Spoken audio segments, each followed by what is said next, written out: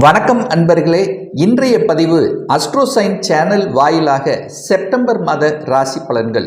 முதலில் இந்த செப்டம்பர் மாதத்தினுடைய கிரக நிலைகளை பார்க்கலாம். அதன்படி ரிஷபமனையில் தனக்காரகன், குழந்தை காரகன் என்று சொல்லக்கூடிய குரு பகவான் ரிஷபமனையில் வீற்றிருக்க, செவ்வாய் பகவான் சகோதர காரகன், நில காரகன் என்று சொல்லக்கூடிய செவ்வாய் பகவான் மிதுனமனையில் அமர்ந்திருக்க, இந்த மாதம் அதாவது செப்டம்பர் மாதம் 15ஆம் தேதி வரை தன்னம்பிக்கைக்குரிய ஒரு கிரகம் என்று சொல்லக்கூடிய சூரிய பகவான் ஆட்சி பலத்தோடும் அதன் பிறகு கன்னிமனைக்கு பிரவேசிக்கிறார். கலத்திர காரகன் என்று சொல்லக்கூடிய சுக்கிர பகவான் இந்த மாதம் 18ஆம் தேதி அன்று சுக்கிர பகவான் நீச நிலையிலிருந்து ஆட்சி பலம் என்ற அமைப்பில் துலாமனைக்கு பிரவேசிக்கிறார்.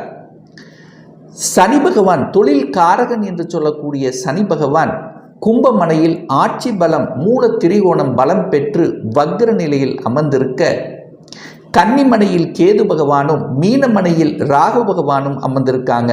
ஸோ இந்த கிரக அமைப்புகளை வைத்துக்கொண்டு இந்த மாதம், இந்த செப்டம்பர் மாதம் என்ன மாதிரியான பலன்கள், சாதகம் என்ன, பாதகம் என்ன, எதை செய்யலாம், எதை செய்யக்கூடாது, என்ன மாதிரியான தெய்வ வழிபாடு உகந்தது என்பதை பற்றித்தான் இந்த பதிவில் நம்ம டீட்டெயிலாக பார்க்க போகிறோம். அதற்கு முன்னால் நம்முடைய சேனலை நீங்கள் ஃபர்ஸ்ட் டைம் பார்ப்பவர்கள் என்றால் மறக்காமல் சப்ஸ்கிரைப் பண்ணிக்கிங்க. துலாம் ராசி அன்பர்களே, இந்த செப்டம்பர் மாத பலனை பார்க்கும் பொழுது உங்கள் ராசிநாதன் லக்னநாதன் என்று சொல்லக்கூடிய சுக்கிர பகவான் 12ஆம் இடத்துல போய் அமர்ந்திருக்கார்.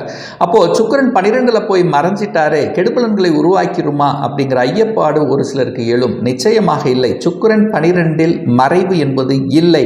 ஆனாலும் குருவினுடைய பார்வை பெற்றிருக்கின்ற காரணத்தால் உங்களுடைய எண்ணங்கள், செயல்கள், சிந்தனைகள் அத்தனையும் பார்த்தீங்கன்னா இந்த வெளிநாடு, வெளிமாநிலம், டிராவல், ஸோ இந்த மாதிரியான ஒரு தன்மையில் தான் உங்களுடைய எண்ணங்கள், செயல்கள், சிந்தனைகள் ஓடிக்கொண்டே இருக்கும். அதாவது நான் வெளிநாட்டில் போய் வேலை பார்க்கணும் அல்லது வெளியூருக்கு செல்லணும், அதிகமான டிராவல் செய்யக்கூடிய சூழ்நிலை இருக்கிறது, ஸோ செலவுகள் அதிகமாக இருக்கிறது, விரயங்கள் ஆகிறது, ஒரு சில சமயத்தில் தான் நினைத்த காரியங்கள் நடக்கலை, சில தடங்கள் தாமதங்களை கொடுத்து அதுக்கப்புறம் நடக்கிறது. ஸோ இந்த மாதிரியான தன்மை கொடுத்து கொண்டிருந்த உங்களுக்கு இப்போ உங்கள் ராசிநாதன் இந்த மாதத்தில், அதுவும் குறிப்பாக சொல்லப்போனால் செப்டம்பர் 18ஆம் தேதி உங்கள் ராசிநாதன் ராசியிலே வந்து அமர்ந்து கொண்டு ஆட்சி பலத்தோட வலிமையாக உட்காரப் போகிறார். அப்போ ராசிநாதன் வலிமை பெற்ற என்ன ஆகும்? உங்கள் எண்ணங்கள், செயல்கள், சிந்தனைகள் நன்றாக இருக்க போகுதுன்னு அர்த்தம். அப்போ உங்கள் ராசி நன்றாக இருக்க போகிறது, உங்கள் உடல் நன்றாக இருக்க போகிறது, உங்கள் மனசு நன்றாக இருக்குது, உங்கள் செயல்திறன் நன்றாக இருக்குது, ஆக்கத்துடன் செயல்படக்கூடிய தன்மை, தன்னம்பிக்கையுடன் செயல்படக்கூடிய தன்மை, எழுச்சி என்பது நன்றாக இருக்கும். அப்போ இந்த மாதத்தினுடைய பிற்பகுதியில் உங்கள் மனம் நன்றாக இருக்க போகிறது, நீங்கள் செயல்படக்கூடிய தன்மைகள் சிறப்பாக இருக்க போகிறது, நீங்கள் எடுக்கக்கூடிய டிசிஷன் நன்றாக இருக்க போகிறது அப்படின்னு அர்த்தம். சரி, 2ஆம் அதிபதியாக இருக்கக்கூடிய அந்த செவ்வாய் பகவான் 9ஆம் இடமான பாக்கியஸ்தானத்தில் இருப்பது நன்மை. அப்போது 2க்குரியவன் 9ல் இருக்கிறது நல்லது. 2ஆம் இடத்தை குருவினுடைய பார்வை பார்க்கிறதுனால என்ன ஆகும்? தடைப்பட்ட பணங்கள் உங்களுக்கு வரக்கூடிய அமைப்பு இருக்கிறது. கொடுத்த பணம் ரிட்டர்ன் ஆகக்கூடிய சந்தர்ப்பங்கள், திடீர் பண வரவு, திடீர் அதிர்ஷ்ட வாய்ப்புகள் என்பது நிச்சயமாக உண்டு. குடும்பத்தில் சிலருக்கு பார்த்தீங்கன்னா திடீர் திருமண வாய்ப்புகள் தேடி வரக்கூடிய தன்மை. குரு 8ல் போய் மறைஞ்சிட்டாரே, திருமணம் ஆகாதா அப்படின்னு நினைத்து கொண்டவர்களுக்கு திடீர் திருமணம் ஆகக்கூடிய தன்மை, குடும்பத்தில் ஒரு உறுப்பினரை இணைத்து கொள்ளக்கூடிய நிகழ்வு என்பது நிச்சயமாக சாத்தியமாகும். அதே சமயத்தில் 3ஆம் அதிபதி 8ல் போய் மறைகிறது நல்லது இல்லை. அப்போ என்ன, 3ஆம் அதிபதி 8ல் போய் மறையும் போது என்னாகும்?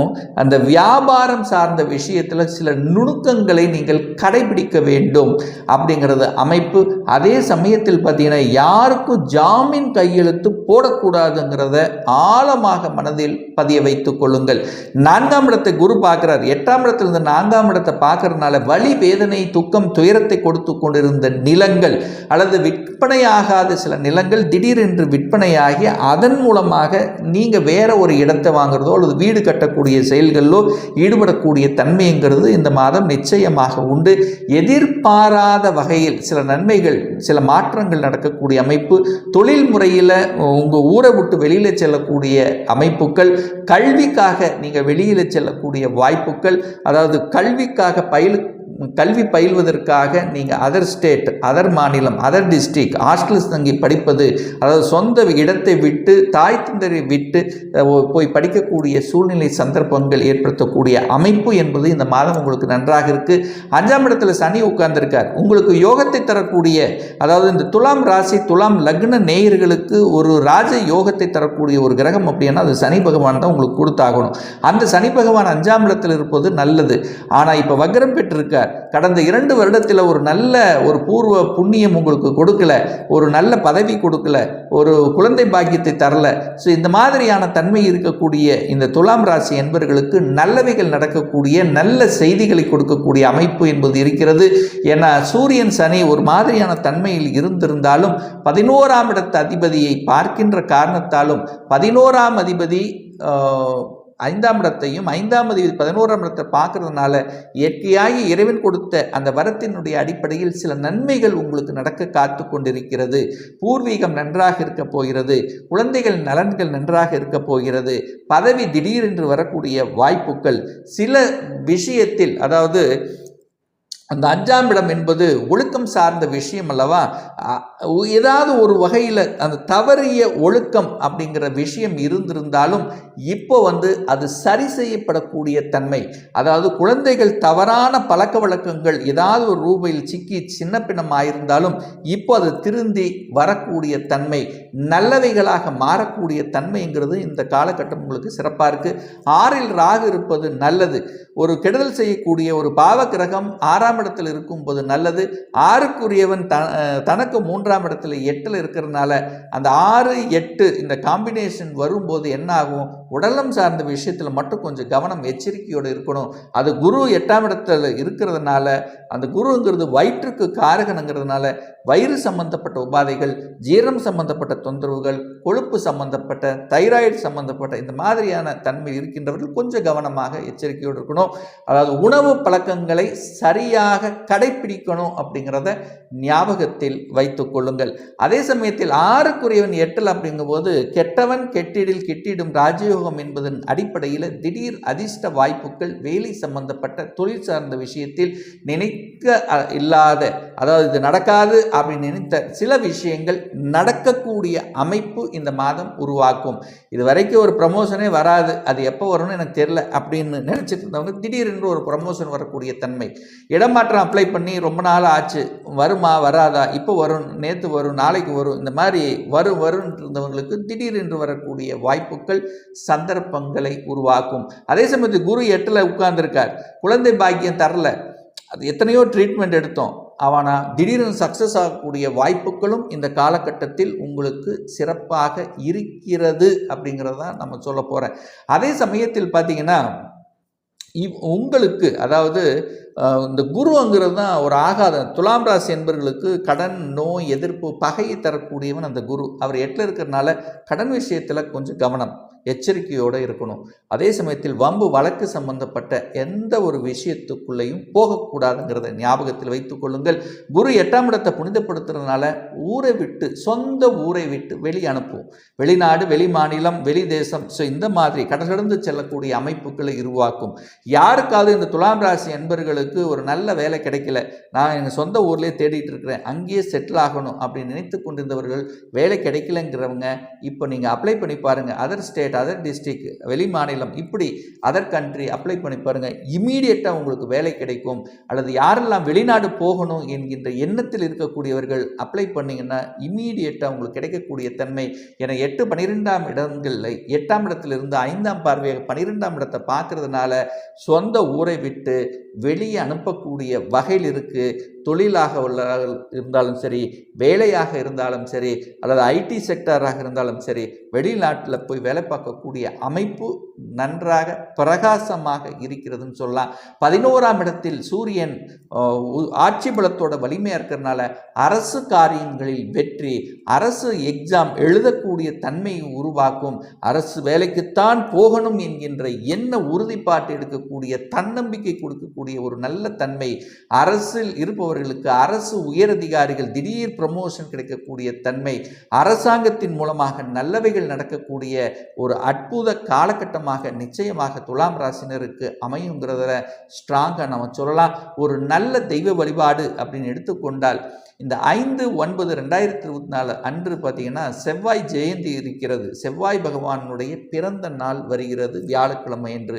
யாருக்கெல்லாம் செவ்வாய் திசை செவ்வாய் புத்தி ஓடிக்கொண்டிருக்கிறதோ, யாருக்கெல்லாம் தனம் சார்ந்த விஷயம், குடும்பம் சார்ந்த விஷயம், திருமணம் சார்ந்த விஷயத்தில் தடைகளை கொடுத்து கொண்டிருக்கிறதோ, யாருக்கெல்லாம் சொத்து பிரச்சனை, பாக பிரச்சனை, சகோதர பிரச்சனை, இந்த மாதிரி பிரச்சனைகளில் இருக்கிறீர்களோ அவர்கள் எல்லாமே அன்றைய தினத்தில் முருகப்பெருமானை சென்று வழிபடுவது உத்தமம். அதே போல 15/9/2024 அன்று குரு ஜெயந்தி, குரு பகவானுடைய பிறந்த நாள் ஞாயிற்றுக்கிழமை வருகிறது. அன்றைய தினம் யாருக்கெல்லாம் குரு திசை குரு புத்தி ஓடிக்கொண்டிருக்கிறதோ, யாருக்கெல்லாம் கடன், நோய், எதிர்ப்பு, பகை, வம்பு, வழக்கு, விபத்து இந்த மாதிரியான பிரச்சனைகளில் சிக்கி கொண்டிருக்கிறீர்களோ, யாருக்கெல்லாம் பணத்தை எங்கேயாவது கொடுத்து ஜாமீன் கையெழுத்து போட்டு அதனால ஒரு வலி வேதனை அடைந்து கொண்டிருக்கிறீர்களோ, யாருக்கெல்லாம் குழந்தை பிறப்பு சார்ந்த விஷயத்தில் சாதகமான சூழ்நிலை இல்லாமல் ஒரு தவித்து கொண்டிருக்கிறீர்களோ அவர்கள் எல்லாமே இந்த குரு பகவானை, நவகிரகங்கள் இருக்கக்கூடிய குரு பகவான் தட்சிணமூர்த்தியை சென்று வழிபடுவது மேன்மையை நிச்சயமாக உருவாக்கி கொடுக்கும். இப்ப நான் சொன்னது கோச்சார ரீதியாக இந்த செப்டம்பர் மாதத்தினுடைய ஒரு பொதுவான பலன்கள். இந்த ராசி நட்சத்திரத்தில் பார்த்தீங்கன்னா பல கோடிக்கணக்கான பேர் இருப்பீங்க. எல்லாருக்கும் ஒரே மாதிரி பலன்னா நிச்சயமா இல்லை. ஏன்னா ஒவ்வொருத்தரும் டிஃப்ரெண்ட். ஒவ்வொருடைய ஜாதக அமைப்பிலும் தசாபுத்திகளும் வேறுபடும். அதற்கு தகுந்த மாதிரி பலன்களும் மாறுபடும். இந்த கோச்சார பலனை கண்டினியூஸா ஒரு 3 மாதங்கள் பாருங்க. சரியாக வரல, அதாவது இந்த பலன் சரியாக பொருந்தி வரலன்னா உங்களுடைய ஜாதகத்தில் 6, 8, 12 அதிபதிகள் தொடர்பு கொண்ட கிரகங்களுடைய தசாபுத்தி நடக்குங்கிறது தான் அமைப்பு. ஒரு துல்லிய பலன் வேணும். அதாவது ஒரு சொந்த தொழில் செய்யணும்னு ஆசைப்படுறேன், அதுக்கான விதி கொடுப்பினை நம்முடைய ஜாதகத்தில் இருக்கா? அப்படி இருக்கக்கூடிய பட்சத்தில் எப்போ நமக்கு சொந்த தொழில் ஆரம்பிக்கலாம்? திருமணம் தடைப்பட்டு கொண்டே இருக்கிறது, எப்போதான் நமக்கு திருமணம் நடக்கும்? என்ன கோர்ஸ் எடுத்து படித்தால் நமக்கு நல்லது? எப்போ நமக்கு குழந்தை பாக்கியம் கிடைக்கும்? எப்போ நம்ம வீடு கட்டலாம்? இது போன்ற கேள்விகளுக்கு துல்லியமான பதிலை நம்மால் கூற முடியும். ஒரு பர்சனல் கன்சல்டேஷன் எடுத்துக்கணும், அதாவது ஒரு சுய ஜாதகம் பார்க்கணும் என்று விருப்பமுடைய அன்பர்கள் டிஸ்பிளே தெரியக்கூடிய நம்பருக்கு வாட்ஸ்அப் மூலியமாகவோ ஃபோன் கால் மூலியமாகவோ தொடர்பு கொண்டு அப்பாயின்மெண்ட் பெற்றுக்கொண்டு கன்சல்டேஷன் எடுத்துக்கலாம். நிச்சயமாக இந்த பதிவு ஏதாவது ஒரு ரூபத்தில் உங்களுக்கு யூஸ்ஃபுல்லாக இருக்குங்கிறதுல எந்தவித மாற்று கருத்தும் இல்லை. நம்ம சேனலை ஃபர்ஸ்ட் டைம் நீங்கள் பார்ப்பவர்கள் என்றால் மறக்காம சப்ஸ்கிரைப் பண்ணிக்கிங்க. பக்கத்தில் இருக்கின்ற பெல் பட்டன் மற்றும் ஆல் நோட்டிஃபிகேஷனை கிளிக் பண்ணும்போது நான் போடக்கூடிய அடுத்தடுத்த பதிவுகள் உங்களுடைய நோட்டிஃபிகேஷனில் வந்து சேரும். இந்த ராசி நட்சத்திர நேயர்கள் அனைவரும் வாழ்க வளர்க வளம் பெறுக என்று எனது வாழ்த்தினை தெரிவித்துக் கொண்டு விடைபெறுகிறேன். நன்றி, வணக்கம், வாழ்த்துக்கள்.